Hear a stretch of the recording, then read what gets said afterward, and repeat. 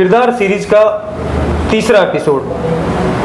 किरदार सीरीज में हम एक के बाद एक हस्तियों से आपका परिचय करवा रहे हैं। ये युवा हस्तियां अपने अपने क्षेत्रों में विशेष काम कर रही हैं। ऐसी ही एक हस्ती है आगरा रोड क्षेत्र की रोहित गौतम।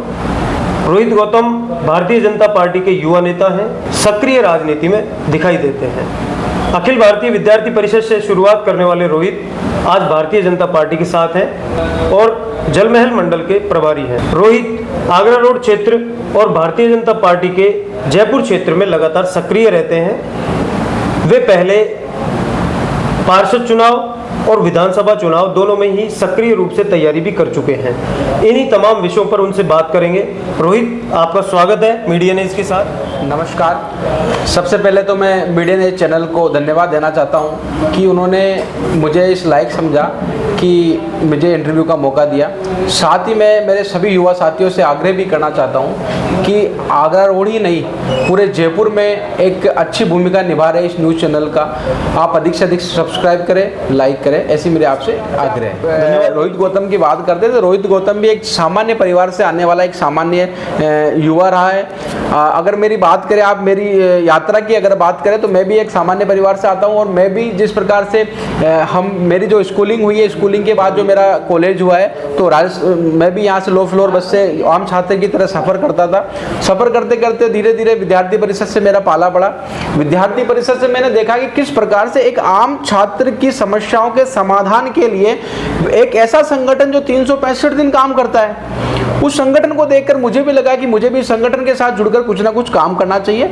और मैं संगठन के पदाधिकारियों के संपर्क में आया और धीरे धीरे देखते देखते 8-9 साल विद्यार्थी परिषद के साथ मैंने लगातार काम किया। विद्यार्थी परिषद के साथ काम किया तो संघ विचारधारा से मैं जुड़ा, संघ को देखा, संघ को समझा। मैं प्रथम वर्ष शिक्षित हूँ, तो इस विचार को लेकर इन दोनों संगठनों में एक चीज़ कॉमन है कि राष्ट्र प्रथम की भावना लेकर हम लोग आगे बढ़े। यहाँ राष्ट्र से पहले भी कुछ नहीं है और राष्ट्र के बाद में भी कुछ नहीं है, राष्ट्र ही सब कुछ है, ये भावना लेकर हम आगे बढ़ते चले गए। 9 साल विद्यार्थी परिषद को दिए। उसके बाद विद्यार्थी परिषद से अभी मैं बीजेपी में पिछले 3 साल से बीजेपी में काम कर रहा हूँ। और बीजेपी के अंदर अगर देखें तो संगठन के नाते, काम के अनुभव के नाते माननीय जिलाध्यक्ष जी ने मुझे कई जिम्मेदारियां दी।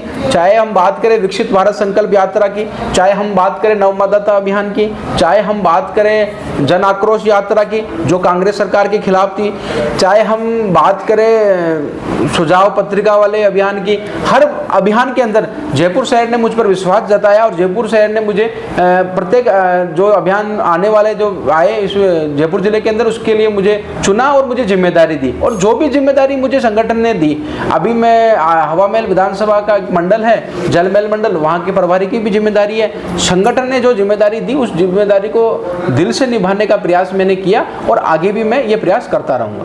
रोहित जी, हम जिस क्षेत्र से आते हैं वो आगरा रोड, गोले रोड का जो क्षेत्र है जी, वो इकोलॉजिकल जोन का लंबे समय से सामना कर रहा है और ये मामला फिलहाल माननीय न्यायालय के समक्ष है। लेकिन न्यायालय भी कई बार ये स्पष्ट कर चुका है कि इससे मूलभूत जरूरतें कभी भी प्रभावित नहीं होती है जी। अब चूंकि यहाँ पे लाखों लोग रहते हैं जी, और वो अभी तक सड़क, बिजली, पानी जैसे मुद्दों पे ही संघर्ष कर रहे हैं। अब आपकी सरकार है, किस तरह की उम्मीद आपसे की जा सकती है? देखिए, सड़क और पानी की अगर हम बात करें तो अभी आप लोगों ने सबने देखा ही है कि किस प्रकार से माननीय मुख्यमंत्री जी ने अभी जो पानी की समस्याओं को लेकर और बिजली की समस्याओं को लेकर प्रशासनिक सभी अधिकारियों को सचेत कर दिया है कि आप किसी भी प्रकार की छुट्टी पर नहीं जाएंगे। आप लोगों की समस्याओं को सुनने के लिए 24/7 उपलब्ध रहेंगे। मैं आपको बता देना चाहता हूँ कि राजस्थान सरकार पूर्णतः तैयार है कि किसी भी आम जन को किसी भी प्रकार की कोई भी समस्या का सामना ना करना पड़े। आप बात करें पानी की, तो पानी की मैं आपको बता दूं कि आगरा रोड पर पानी की लगभग व्यवस्थाएं ठीक है। कुछ क्षेत्र अभी क्या है कि जिस प्रकार से मैं आपको बता दूं रवि जी कि कुछ क्षेत्र पर भी प्लॉट बन रहे हैं, मकान बन रहे हैं, लोगों की क्या है कि अभी लोगों की संख्या बढ़ती नजर आ रही है, तो उसके लिए पानी के लिए डिमांड भी बढ़ी है। तो डिमांड के लिए भी आगे लिख के दिया है और उसका भी काम लगातार चल रहा है। पाइपलाइनें बिछ चुकी है आगरा रोड पर। रोड की हम बात करें तो आगरा रोड की अधिकांश कॉलोनियां, मुझे नहीं लगता कि शायद ही कोई कॉलोनी अगर छूट रही होगी, अधिकांश कॉलोनियों में सड़क बिछने का काम पूरा हो चुका है। लेकिन बराबर ही जो गोने रोड है जिसमें बगरू विधानसभा क्षेत्र है, जी। वो काफ़ी मतलब वहाँ लोगों को दिक्कतों का सामना करना पड़ता है, इस पर आप क्या कहेंगे? देखिए, अगर आप बगरू की अगर आप बात करते हैं तो बगरू वहाँ भी आपके ही विधायक हैं। नहीं, अभी हमारे विधायक को तो अभी कुछ ही समय हुआ है आए हुए, उससे जी। पहले कांग्रेस के विधायक थे और हमारे विधायक उससे पहले जब थे उन्होंने काम किया है। पानी के काम की अगर हम बात करें तो पानी की पाइपलाइनें डल चुकी है। मैं खुद भी 2-3 बार वहाँ गया हूँ पानी की पाइपों की समस्याओं को लेकर, जी। तो वहाँ सभी का समाधान हुआ है। और धीरे धीरे मैं ये कह रहा हूँ कि आगरा रोड गोने रोड की जो आप बात करते हैं, आगरा और गोने रोड जयपुर के मानसरोवर और सांगानेर जैसा बन जाएगा, उसकी तर्ज पर बन जाएगा। और यहाँ पर शिक्षा की भी व्यवस्था होगी, हॉस्पिटलिटी की भी सारी सुविधाएं यहाँ पर मिलने वाली है। जी। राजनीति में युवाओं का आना अपने आप में एक शुभ संकेत माना जाता है। रविंद्र सिंह भाटी इसका एक बड़ा उदाहरण है। आप रोहित गौतम भी एक युवा भाजपा नेता है जी। तो आप युवाओं को क्या संदेश देना चाहेंगे? सक्रिय राजनीति को लेकर के किस तरह का दृष्टिकोण युवाओं में होना चाहिए? देखिए, युवा को तो हर क्षेत्र में आना चाहिए, चाहे वो राजनीतिक क्षेत्र हो, चाहे वो व्यापारिक क्षेत्र हो जी। क्योंकि युवा ही देश को बदलने का, दिशा और दशा बदलने का अगर कोई काम करता है तो वो युवा ही कर सकता है। जी। और किसी ने कहा है कि युवाओं का उल्टा वायु होती है, तो वायु को तो कोई रोक नहीं सकता। तो उसी प्रकार से युवा को हर क्षेत्र में आना चाहिए। रही बात राजनीति की, तो रवि जी मैं आपको बता देना चाहता हूं कि राजनीति में भी युवाओं को आना चाहिए, क्योंकि अगर युवा लीडरशिप अगर करेगा तो युवा युद्ध के लिए काम, युवाओं की समस्याओं को समझकर युवाओं के लिए काम करेगा। बिल्कुल। मैं आपको बता दूं कि मैं सामान्य परिवेश से आता हूं और जब मैंने छात्र राजनीति की शुरुआत की तो मैं यहाँ से लो फ्लोर बस से 2 बसें चेंज करके राजस्थान विश्वविद्यालय तक मैं पहुँचता था। जी।